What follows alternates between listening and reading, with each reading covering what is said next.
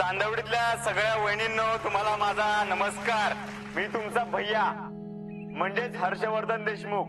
पण आज मी तुमचा भैया नसणार आहे, म्हणजे आज मी असणार आहे तुमचा भाऊजी. तर let's play home minister in Chandwadi. आपल्या सगळ्यांनाच माहिती आहे ही स्पर्धा म्हणजे जोडीने खेळायची स्पर्धा आहे. पण इथे जोड्या आहेत सासू आणि सुनांची.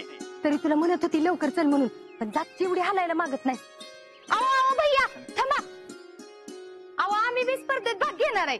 तर वहिनींनो, आत्ताच या ठिकाणी फेडरेशन अध्यक्ष पुष्पा भोईटे आणि त्यांचे सून म्हणजेच मिसेस फौजी शीतल शिंदे यांचं आगमन झालेलं आहे. तर जोरदार टाळ्याच्या गजरामध्ये त्यांचं स्वागत करूयात. वय गयास मुळे हे माकड काय करता इथं? तेरे को दिखणे रे क्या? तोच तर करणार आहे ना निवेदन. माझी भाऊजी झाले ना त्यो. हे ह्याला काय ढेकं कळतं वे? तर टीव्हीतल्या भाऊजींची सर येणार आहे वे याला. देख ना कुछ भी बके जा रहा है. कुठं अक्कल आली आणि असं काय तर करायचं सुचलं मला. पण आता तर भाग घ्यायलाच पाहिजे, नाहीतर मामी दंगा करते. तर तुम्हाला या ठिकाणी फार वेळ ताटकळत उभा मी ठेवणार नाहीये. आपण या स्पर्धेला डायरेक्ट सुरुवात करून टाकू. भैया आता जर तुमचं जयश्रीचं लग्न झालं असतं तर आता जयश्रीने आई साहेब बी या स्पर्धेत असते, आहे का नाही?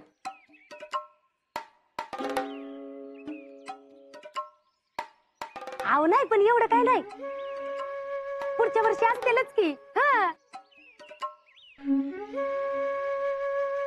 हो हो हो, चला जास्त लेट न करता आपण थेट स्पर्धेला सुरुवात करूयात.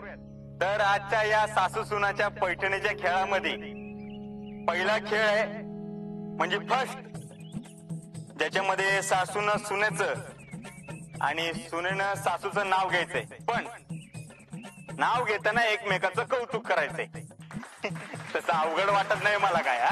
भाजीत भाजी मेथीची, सुषमा सासूबाई माझ्या प्रीतीची. वा वा वा वा वा, बेस्ट बेस्ट बेस्ट.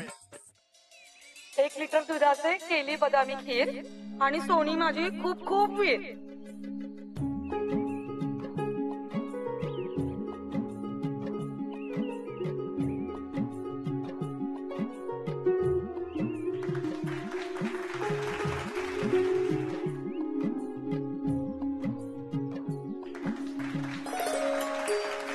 आणि आता वेळ आलेली आहे फेडरेशन अध्यक्ष आणि मिसेस फौजी यांची.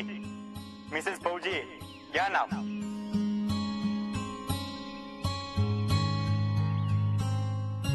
कामात नाही कसूर आणि अतिशय कर्तव्य दक्ष. वा वा वा वा. कामात नाही कसूर आणि अतिशय कर्तव्य दक्ष. आदर्श सासू माझी पुष्पा भोईटे, फेडरेशन अध्यक्ष. क्या बात आहे, क्या बात आहे.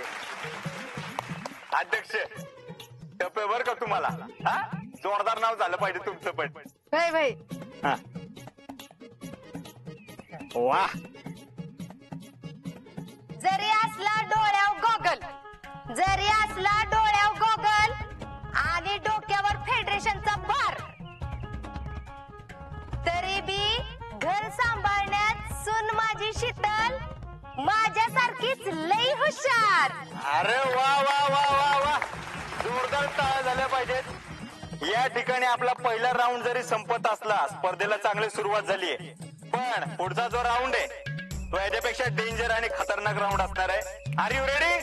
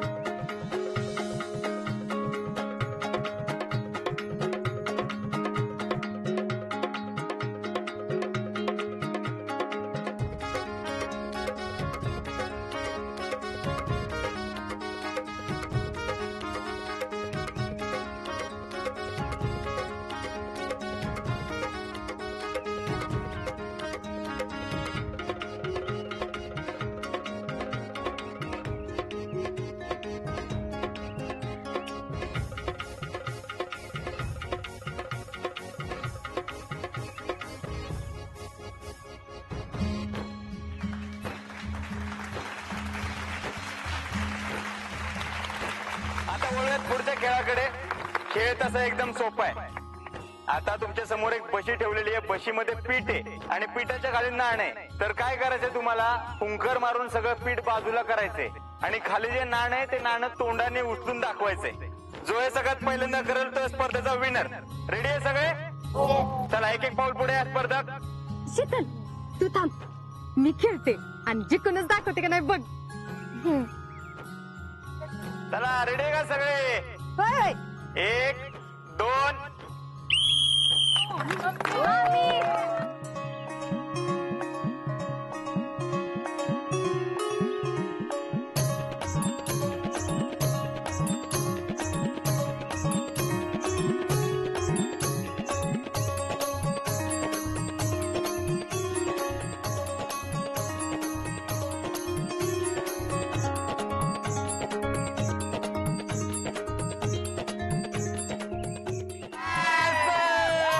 आणि जिंकलेले आपले फेडरेशन अध्यक्ष Pushpa Bhoite. And now time for the result. आता स्पर्धा म्हणले की निकाल आला आणि निकाल म्हणले की एक विनर तरी नक्कीच आला. Any guesses? तर या स्पर्धेचे विनर आहेत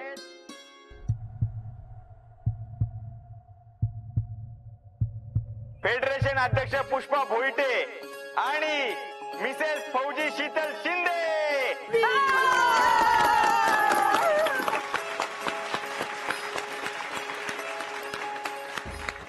तर आजच्या या स्पर्धेचे आपले लाडके भाऊजी म्हणजे भैया साहेब यांना मी विनंती करतो की त्यांनी त्यांचा पैठणी देऊन सत्कार करायचा आहे. टाळ्या. कुठे?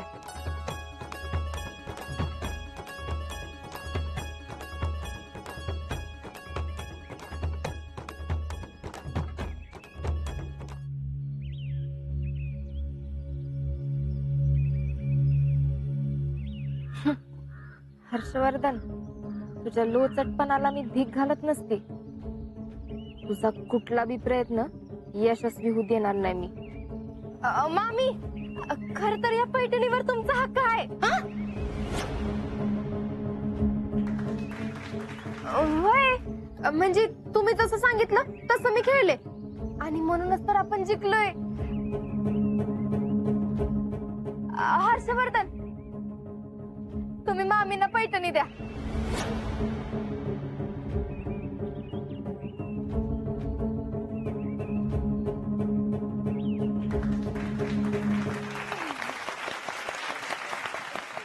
मी आजच्या विजेत्या जोडीला विनंती करतो की त्यांनी 2 शब्दात त्यांचं मनोगत व्यक्त करायचं. बस शीतल.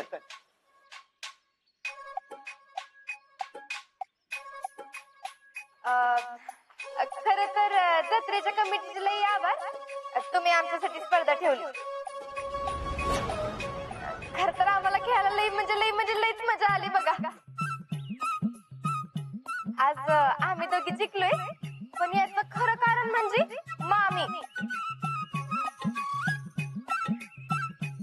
मामींनी जसं मला सांगितलंय ना, अगदी तसंच खेळलं बघा. आणि म्हणूनच जिंकलो आम्ही. खरंच मामी आदर्श सासू आहेत. त्या कधीच मला परक्यागत वागवत नाहीत का सारखं कामाला झुकत्यात. अगदी लेकीगतच वागवत्यात. आज या स्पर्धेच्या निमित्तानं मी मामींचे आभार मानू इच्छिते. थँक्यू मामी. बघा, असं पाहिजे. फेडरेशन अध्यक्ष बी आणि घर पण सांभाळती. नाहीतर काय, खरं तर पुष्पाला विचारलं पाहिजे एवढं सगळं कसं करतेस म्हणून. बया, शितलीनं समद्यात गावासमोर एवढी तारीफ केली आदर्श सासू म्हणून. आता काय हिची बी आदर्श सून म्हणून तारीफ करायला लागणार.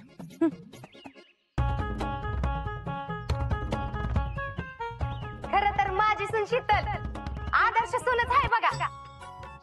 अहो तुम्हाला सांगते, कधी म्हणून मला काय बी कमी पडून देत नाही. अगदी माझा शब्द सुद्धा कधी खाली पडून देत नाही बघा. आता घर चालवायचं म्हणल्यावर 2 म्हशी लागतातच की.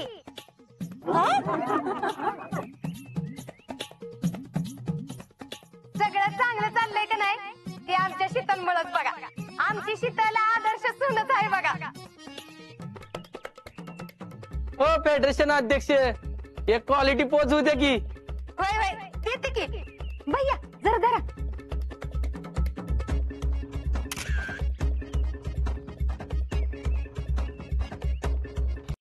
काय बाई शीतल, किती चप्पळ आहेस ग? नाहीतर काय, अशी सून असती तर आपण मी जिंकलो असतो. तुम्हाला एक सांगू का, शीतल होती म्हणून पुष्पा जिंकली. वय ग शीतल, नाहीतर आमच्या सुना खायला कार आणि भुईला भात. एक वेळ त्या म्हशीच्या पाठीवरचा कावळा उडल, पण माझ्या सुनाच्या तोंडावरची माशी काय उडायची नाही बघ, तुला सांगते. हो तुम्ही तिला कशाला असं बोलताय? आता तर तुम्हीच तिच्या मागे लागा आणि तिला म्हणाव पुढच्या जत्रेपासून मस्त बारीक हो. काय बी मी सुनंदे, फेडरेशनच्या अध्यक्ष आहेत ना, त्या होम मिनिस्टर मध्ये पण जिंकत्या. ह्या गावाकडच्या स्पर्धा काहीच नाही त्यांच्यासाठी. तेवढंय बघ, काय खेळत होतात मामी. आणि खेळाचं जाऊ दे ग, पण सुनेला किंमत तर दिली पाहिजे ना. होय ग, माझी सासू तर वाचकन अंगावर येते मला बघितल्यावर. काय होतं तिला कुणाच ठाऊक. मामी तुमच्यासारखी सासू असती का नाही तर आम्ही बी जिंकलो असतो बघा. तेवढंय बघा मामी. अग त्याच काय असतंय पोरींनो, सासू आणि सुनानी एकमेकींना समजून घेतलं पाहिजे. अगं आपली सून म्हणजे आपली मैत्रिणी सारखी असती. आता मी नाही का आमच्या शीतलला अगदी मैत्रिणी सारखं वागवते.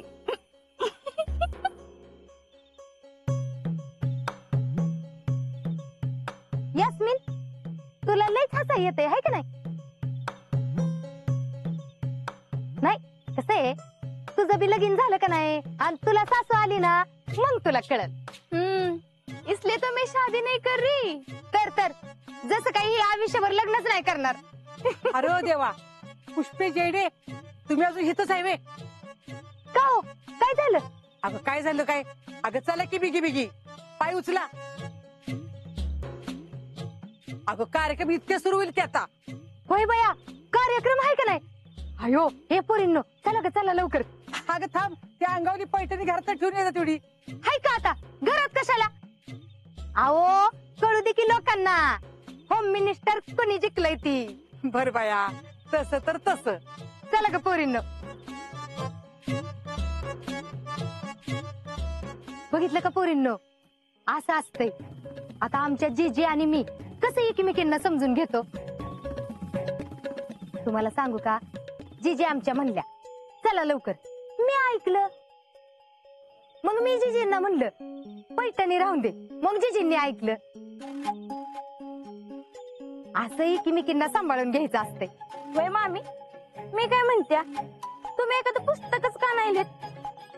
म्हणजे सासूने सुनेशी कसं वागावं ह्याच्या विषयावर. राणे मला काही कळत नाही असं वाटून देऊ नकोस. मला सगळं कळतंय. चला आता पटकन. मामा ना आले वय? अगं नाही ग, तो घरातच थांबलाय. अहो कशाला, अहो लई भारी भारी कार्यक्रम आहेत. रावल्याचा तर डान्स बी आहे. ठावाय मला, समजा कार्यक्रम चांगला आहे ते. पण कसं आहे ना शीतल, जत्रा म्हणलं की नाही की पंचकृषीतील लोक सगळे येतात. मग त्यात हौशे गौशे नवशे सगळे जमतात. मग काय चोरा चिलटाना घर फोडायला बरंच की. म्हणून असं ठरलंय घरटी एक माणूस राखणार ठेवायचा बघ. हा त्यासाठी थांबलेत होय. आमचं जितू काका बी थांबतो राखणीला असाच. बरं बरं असू दे, चल आपला कार्यक्रम चुकल बघ. तुम्ही वा पुढं, मी जरा यांना फोन करून येते. याच पुढे जरा जिजींबर जाकी. आणि हा माझी जागा ठेवा, मी आलेच. आता तासभर हालायचे नाही फोनवर नाही. यास्मिन अगं बोलू दे की तिला. कसं आहे ना, आता स्पर्धा जिंकले की नाही ती त्याला लगेच सांगायचं असेल. नाही म्हणजे ते बरं बाय बोल, पण हे बघ लवकर ये, लय उशीर करू नकस.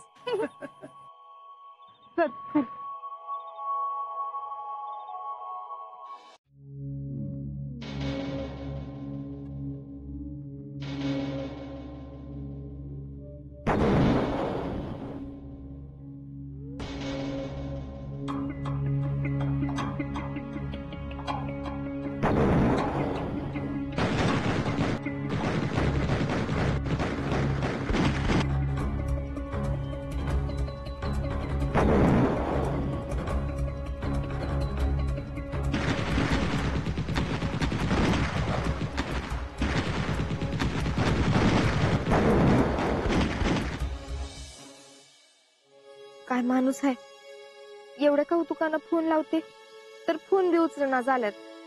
काय बाई, फोन उचलायला काय होतं यांना? उगाच जीवाला घोर लावतात. देवा, सगळं ठीक असू दे. आप ठीक हो? जी श्रीमान. गुड. इथे फायरिंग नेहमीच होत असतं. पण श्रीमान, हे शस्त्रसंधीचं उल्लंघन आहे. करेक्ट.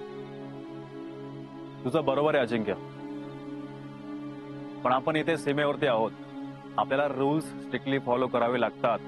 पण अशा वेळी नाही, इथे असं फायरिंग हे दुश्मनाकडून सतत होत असतं, कारण आपण घाबरून जावं. आणि कधी कधी हे मजा म्हणून देखील सुद्धा करतात, लक्षात ठेवा. आणि कित्येकदा असं झालंय, या फायरिंग मध्ये आपल्याला बिझी ठेवून दुसरीकडून आतंकवादी आतमध्ये घुसवण्यात आलेत. माझा सांगायचा मुद्दा एकच आहे की तुम्ही पूर्ण वेळ सतर्क राहा. ओके? आणखी एक गोष्ट, आज अजिंक्यने दाखवलेल्या प्रसंगावधानामुळे तुझे प्राण वाचलेत. तर आपण असंच एकमेकांसाठी उभं राहिलं पाहिजे.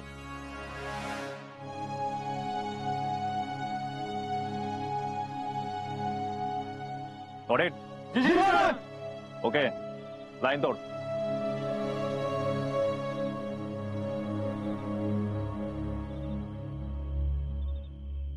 होय, काय झालं काय नेमकं? अरे आम्ही दोघं उभे होतो आणि अचानक एक गोळी आली, एकदम सनसनीत. मला तर काही सुचलंच नाही. आणि तेवढ्यात एक दुसरी गोळी आली. मी तर पुरता घाबरून गेलो होतो. म्हणजे मला अचानक खाली ओढलं आणि आणि परत एक शेजारनं गोळी गेली. मला तर काही सुचतच नव्हतं. आत्ता कळतंय काश्मीरमध्ये ड्युटी करणं किती अवघड आहे ते. एक लक्षात ठेवा, इथं मृत्यू कायम दबा धरून आहे. आपल्या छातीचा तट करून आपण आपल्या भारत मातेचं रक्षण तर करूच, पण तिच्याकडे वाकड्या नजरेनं बघणाऱ्यांच्या छातीची चाळण केल्या बगैर गप असायचं नाही. हीच वेळ आपली शपथ खरी करण्याची.